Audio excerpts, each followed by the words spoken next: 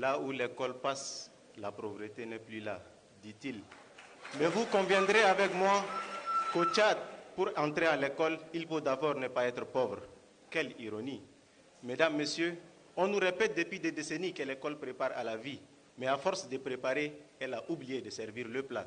Aujourd'hui, notre système scolaire ressemble à un vieux pick-up de 1975, jauni, poussiéreux et totalement déconnecté du menu du jour que sert la société moderne. Chère assistance, d'abord les savoirs enseignés sont beaux académiquement. Oui, on nous apprend à résoudre des équations différentielles, mais pas à remplir une déclaration d'impôt, à rédiger un CV efficace ou à comprendre un contrat de travail. Un rapport de l'UNESCO, le même rapport qu'ils l'ont évoqué, révèle que plus de 60% des jeunes diplômés en Afrique centrale ne savent même pas comment chercher un emploi.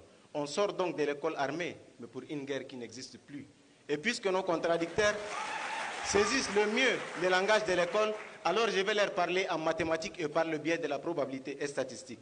Imaginons que l'école et la vie soient deux événements aléatoires supposés corrélés. Si vraiment l'école prépare à la vie, alors la probabilité conditionnelle de réussir dans la vie, sachant qu'on a réussi à l'école, devrait être statistiquement proche de 1. Or, les données empiriques montrent qu'elle est parfois inférieure à 0,5. Autrement dit, réussir à l'école n'augmente pas significativement la chance de réussir sa vie. C'est comme deux droites parallèles, elles ne se croisent jamais, même par hasard.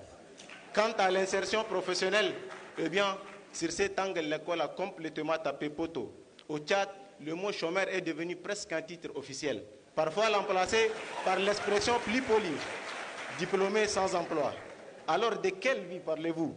De la vie de chômage? Nous connaissons tous cette réalité. Au Tchad, même avec un doctorat, sans oncle général, tu finiras à vagabonder entre les carrés.